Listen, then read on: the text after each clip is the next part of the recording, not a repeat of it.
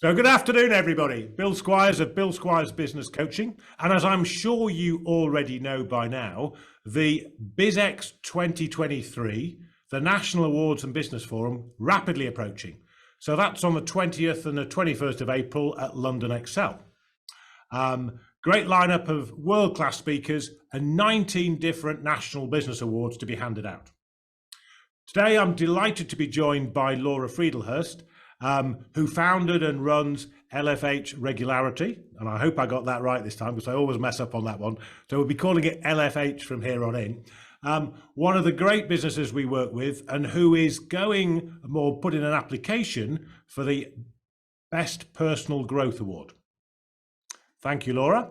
What I'd like to do now is hear something more about LFH and the award application that you've made. Perhaps you could start off by telling us what LFH does for its clients. Okay, so just a summary of the services that we actually offer. So we are a consultancy, and what we specialize in is the regulatory quality and clinical matters around medical devices and in vitro diagnostics.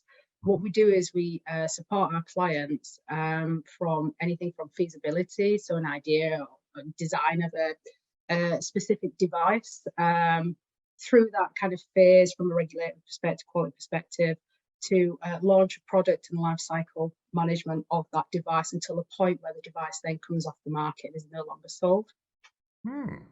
So go back, Laura. When and why did you set the business up? So I initially did a medical biology degree at the University of Huddersfield. During my time there, I went to do a placement year and went to do a placement year in regulatory affairs. I had no idea what it was. Came out of university with what am I going to do? So naturally, I kind of fell into the realms of regulatory affairs. I think throughout my career, I then got introduced to quality and clinical. But I think the final point for me, looking at setting the business, because I always knew I wanted to go through all the contracting, was when I worked for a large global organization. So from that, I decided that I wanted more of a work-life balance, and hence the reason why I set up the limited company to become an independent contractor at the time. Okay, and when was that? So that was so I incorporated the business in October 2018, but started trading and took the plunge in June 2019. Okay, so that's less than 4 years ago. It is, yeah. So it's coming up to our 4th birthday soon, I think in the next few months.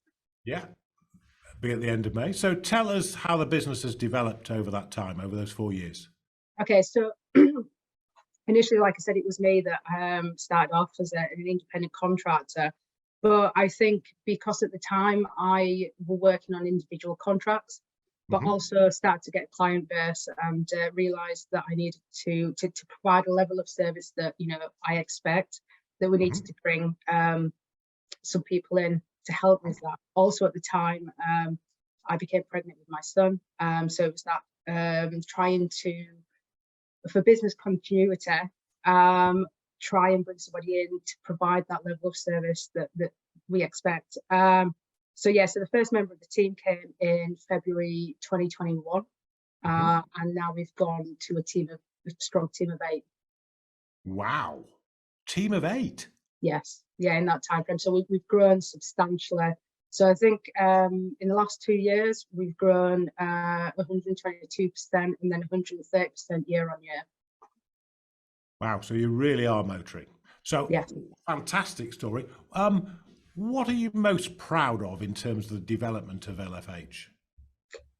I think for me, it's going from, again, independent contractors to where we have implemented internal processes, internal, timekeeping, project management. Obviously, the team have come in, they've really driven that as well. Without them, I don't think we'd be where we are today. And I know team is really important to you. How do you go about making sure that the team fit well and work well together? So I think for me, we generally have with our interview process, we have an initial one where it's a do you like me, do I like you scenario, and then the next we go on kind of the technical to see whether they've got the expertise that we require in the business. So I think it's a major important thing to make sure that the people coming in are going to fit with the rest of the team and that they're going to get on with them. But I think also as part of that, what we also do is something called a DISC assessment. So we look at their personality to see kind of how they function, how they work, and what drives them as an individual. Well, you must be so proud of everything you've achieved, Laura, and especially what your team are now achieving at LFH. Thank you very much indeed for joining us this afternoon. Wish you every success. We'll be celebrating hard with you, with all of the finalists, with all of the award winners, and I wish you the best of luck with that award application. Thank you so much. Thank you. Bye-bye.